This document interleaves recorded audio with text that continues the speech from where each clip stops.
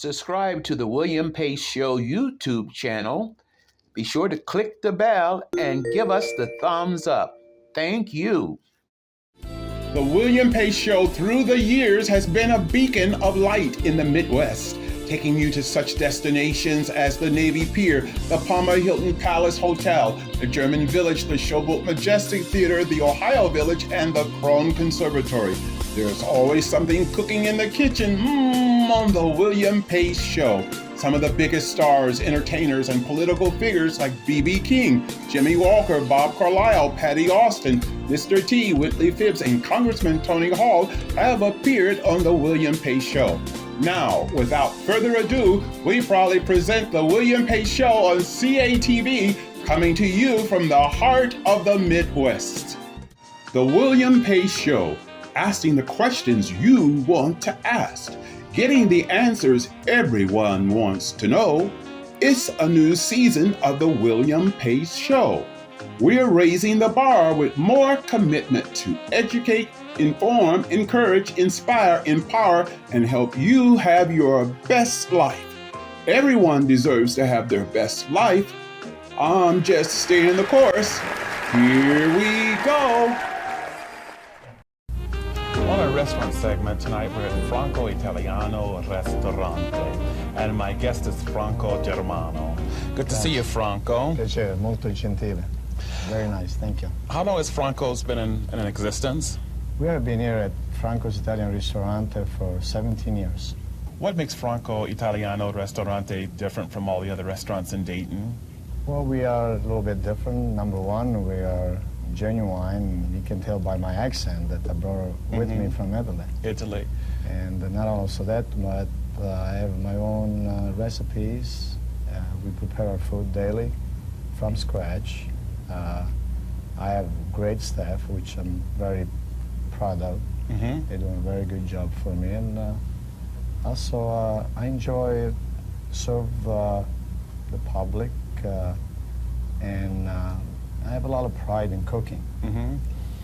What are people looking for in a restaurant nowadays? Well, definitely, this has been my philosophies as for to success and please the people is service. Looking for good service. What else? Definitely quality of food and sanitation, cleanness, clean restaurant, which I'm definitely proud of my restaurant. And just in general, really what people want. That's why I'm here for. So what are we going to prepare tonight for the viewers, Franco? Well, our specialty, which you see that is our chicken alla pizzaiola. Chicken alla pizzaiola. Which we would like for everyone to try it and also actually prepare it at home. There is a very simple dish to be fixed, very not very expensive, and it's very tasty. Okay, let's go out in the kitchen and get started. We're preparing chicken alla pizzaiola. Yes. So where do we start, Franco? Well, we have a fresh fillet of chicken over here and the skillet. Turn the oven on and use a little bit of oil. Put right in the skillet. Then we get the chickens. Right in the oil and let it brown. Until it's brown. We're going to keep on stir this up here a little bit. Well, we got the chicken going over here. Then we turn it on. It says it turns white when it's start getting done. Now, when did you come from Italy to America? Well, we came over here with my family. We emigrated in 1963, I would say about 30 years ago. And why did you come to America? My relatives, grandparents was here, so the whole family came over and reunited in the United States. It was a very happy thing. The only thing I realized I had to go work for a living. So there we go. The chicken started turning over here. Nice, huh? You don't want to get them too done, otherwise it loses the moisture, the juice inside the chicken. And we have it's called marinara sauce that we make here, homemade.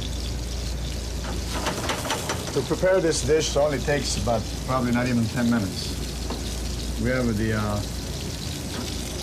marinara sauce. Go right over. Oh, magnifico, magnifico. Call the fire department. That scare you? A little bit. Okay, we're doing fine. Okay, that'll bring it to a boil.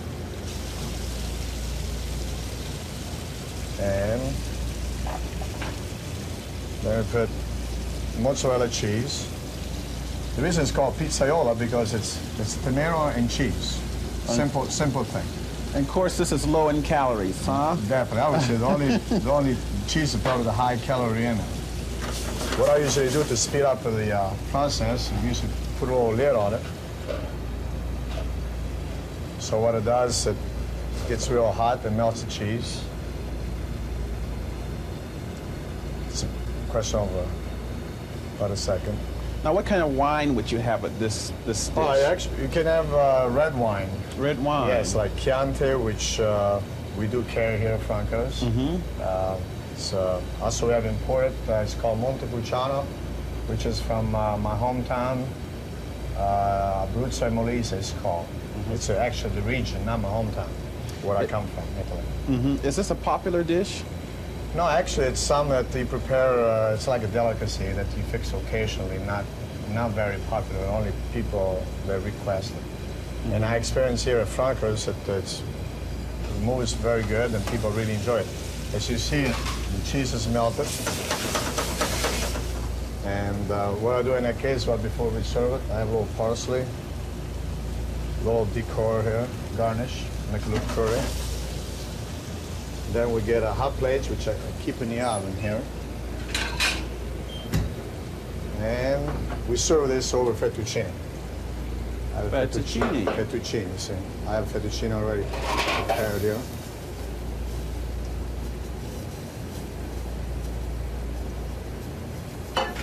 And then we put it right over. Oh, that looks Voila. good. That's chicken alla pizzaiola. Oh, it looks good. Let's Signor go. Guglielmo. Bravo. Grazie. Grazie, Grazie tanto signor. dell'assistenza. Molto Grazie. gentile. Let's go out to the dining room and try this out. Very good, we do that. I want to take a few people with me though. Signor Guglielmo Pace, buon appetito. Oh, it looks good.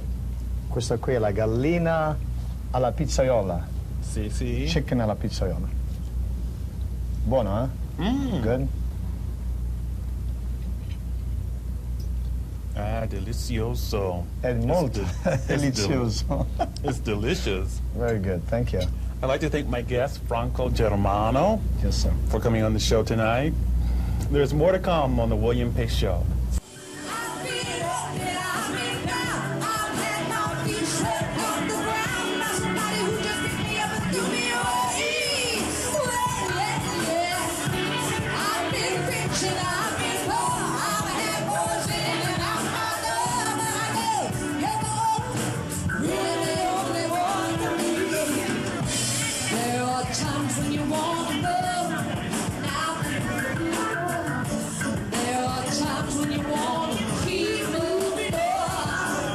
There's a young lady around town getting a lot of attention these days. She's in big demand at Kicks nightclub and the Night Owl. And last fall, we heard her demo record, Bye Bye Baby, on WROU. My guest is Melanie Moore. Good to see you again. Hi, how are you? It's good seeing you. I caught your act a couple of weeks ago at Kicks, Uh-huh. and you really can get into the music. Where did Thank you you. learn to sing like that? Well, I guess when I was a small girl, I learned to just sing in front of mirrors, and Nancy Wilson was one of the people that I admired the most, that I used to try to emulate. And then there were other people, other albums that I listened to quite a bit, and I would go see any show that came to Dayton, Ohio. Even as a little girl, my mother would take me down to Memorial Hall and see any Broadway show or road company of any show that had been on Broadway. And I got bitten by the bug very early. As a little girl, did you want to be a singer? I didn't know much about the life as a child, as a young girl, and I can say pre-teenage and in teenage years. But I grew up in the Motown era, so I'm dating myself, yes. But I grew up in the Motown era, and I mean, that's all there was. We'd watch the Ed Sullivan Show sometimes, and Dick Clark, and we'd see all these people that you'd hear on the radio. You got a chance to see them. And I said, well, I can do that. I know I can do that. You've worked with Quincy Jones. Tell us about that experience. Through my friendship with Luther Vandross for many, many years, he called me up. I had been on tour in Germany, and he called me up when I got back home. Well, in fact, I did the soundtrack to the movie The Wiz. He called me up to do that. And I said, sure, you know, because I love to do recording sessions. In fact, I did do quite a bit in New York. And I did the session, and it was a fantastic session. A time to remember. There were 40 of us on the session. Sidney Lumet, the director, was the director of the sessions. Quincy was in the booth, basically telling us what to do. And we also had a video of what the movie was the things that were going on in the movie at the time. So we were able to do a lot of oohs and ahs and all that, and because, well, you know, you got Diana Ross and Michael Jackson, and I mean, it was a hoot. So one of the thrills that I had at that time was we got there for the session. I wouldn't dare be late, and as we got into the session, the door opened, and so we were really into the music, and Ashford and Simpson were there, and Patti Austin, and just numerous other people. And the section I was in was the alto section. The door opened, and everybody was kind of crowded around the microphone. I'd never seen so many microphones in my life, headphones, and in walks Roberta Flack, and she's like scooting over because she knows she's late, and she stands next to me, and I'm like, you know, I want to scream, like, Roberta Flack standing next to me. So we go on with the session, you know, as usual. And I just thank Luther so much. Later, you know, I said, because I was there all day, you know, to do a soundtrack. You're there all day. And then I had to come back that night with some other people and do a few little oohs and ahs, and it's better to be green than it is to be whatever, you know, and all that. You have a new demo record coming out. You want to tell us a little bit about that? Yes, it was, it's called This Thing Called Love, and I recently submitted it to WROU Radio, my friends down there, and it was submitted to be played on the local talent spotlight, and that's what Bye Bye Baby was played on as well. It was produced by Silky T, who's also known as Tony Allen, and he's Silky T of Silky T's Tone Control. He plays Jimi Hendrix, and Double J Yates. And I co-wrote the song with Tyrone Winfield, who is a fabulous writer here, has moved here from New Orleans, and I have collaborated both songs with him. So I hope that this year I will be able to secure a record deal. This is going to be the big year for you, huh? I hope so. I hope so. I'm working really hard. Hope to go back in the studio. My producer will be out of the country for a while, but I hope to be going back in the studio this summer to complete my package, and hopefully someone will see it or hear it, you know. Sounds like you're going to be busy. I'm very busy, very, very busy. Coming up next, James Briggs from the Dayton Area Cancer Association. Stay with us.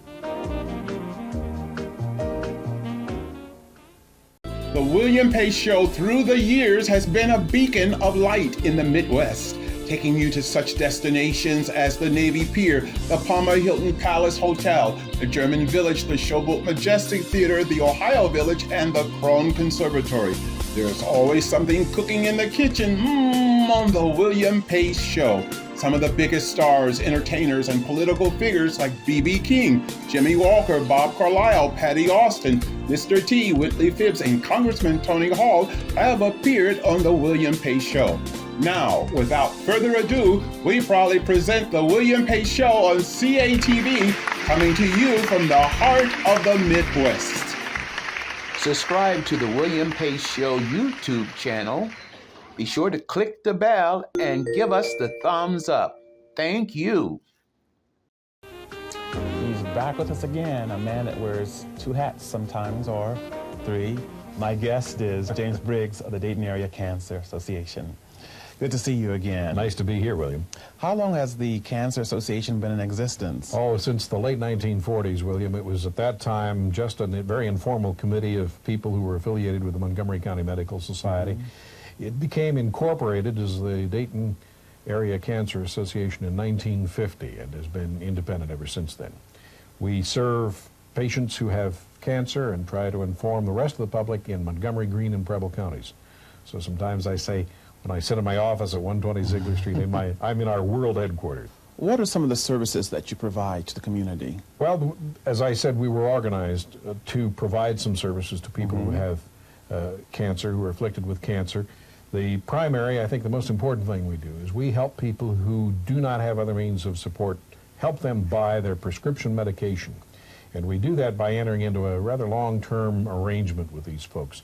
We ask somebody who applies to us for help for some very rudimentary information about their family finances, their household income and expenses, and based on what they give us, we probably 98 or 99% of the time approve them for a course of assistance. We will provide a given amount of money toward the purchase of their medicine each month for at least a year. At the end of the year, then we will probably reevaluate them.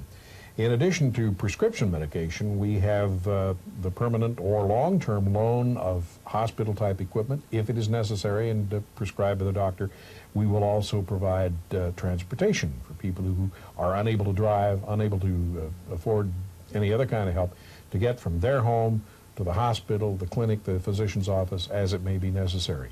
And we do that for people of all ages. In addition to that rather local kind of transportation component, we also will, in the rare occasion, if a doctor recommends that a patient be taken, say, to Johns Hopkins in Baltimore, or to the Cleveland Clinic, or even as far as Burbank, California, we make the arrangements and provide that transportation as well. So there are really three kinds of direct services we give to people who are afflicted with cancer: prescription assistance, direct transportation help, or durable medical equipment. That's one part of the organization. The other part is that we have very aggressive and very excellent public health educators. We have two, and they are in schoolrooms virtually every day of the school year, from Labor Day through Memorial Day, and work sites the rest of the time, conducting seminars for people to help them understand more about what cancer is, about risks in their lifestyles that may increase their probability of contracting cancer. We do a little bit of screening, a lot of tobacco awareness education in schools. We'll see probably 25,000 people in that particular context this year. How is the association supported? Well, as I said, we are in our world headquarters. We provide all of our services in the three-county area. We have to depend entirely on the generosity of people in the three-county area for the funds that we have. We are, and always have been, an affiliate member of what is now the United Way, the Greater Dayton area. We get about 17% of our funding this year from the United Way. We have memorial gifts and contributions, donations that come to us, occasionally a family bequest. We have a small amount of money that's still in investment for us, and we're able to use the interest from that. Our annual expenditure will be at about $395,000. And unfortunately, we have had to draw some of our reserves to keep the boat afloat. Our revenues are running a little bit less than that. And for people who would like to maybe make a contribution or donation? Oh, wouldn't that be welcome? We'd be most happy to have people stop and see us, to visit with us, chat with us, learn more about us. Give us a call. We'll be glad to send them as much information as they would require. All they have to do is give us a call at 223-4117 or stop in our office at 120 Ziegler Street. Okay, thanks so much for coming on tonight and for making a difference in the community. Oh, we try to. Thank you, William. Thank you. And we'll be back in a moment. Stay with us.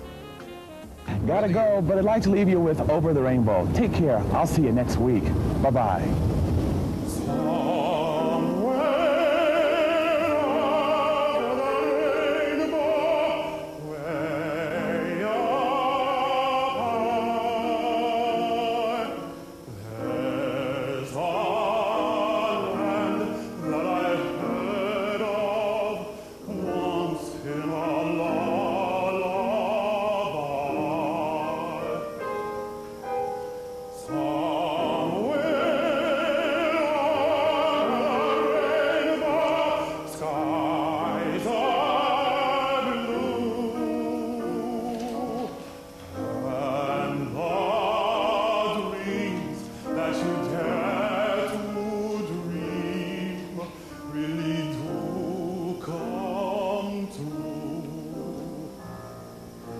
Someday I'll wish upon a star and wake up where the clouds are far behind me,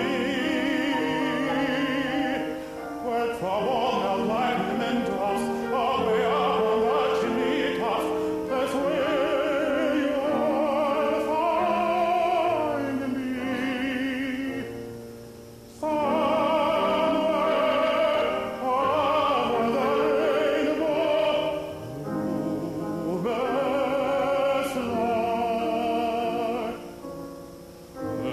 Best fly over the rainbow. Why then, oh, why can't I?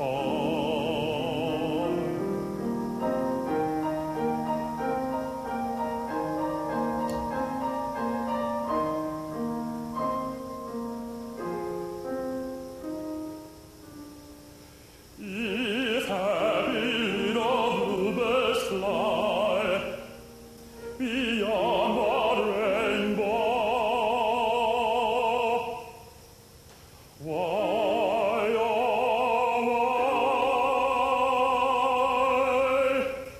why can't I?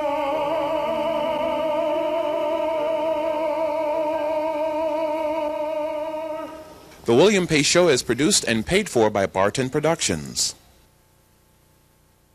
The William Pace Show through the years has been a beacon of light in the Midwest, taking you to such destinations as the Navy Pier, the Palmer Hilton Palace Hotel, the German Village, the Showboat Majestic Theatre, the Ohio Village, and the Krohn Conservatory.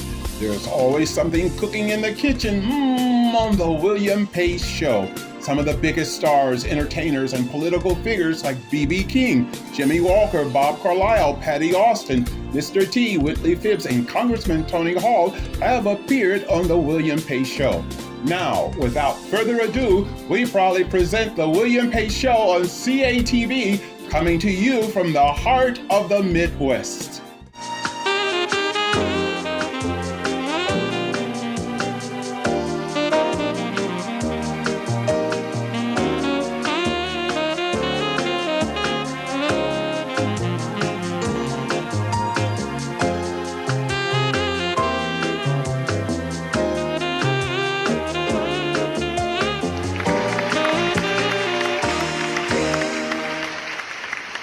Subscribe to the William Pace Show YouTube channel. Be sure to click the bell and give us the thumbs up. Thank you.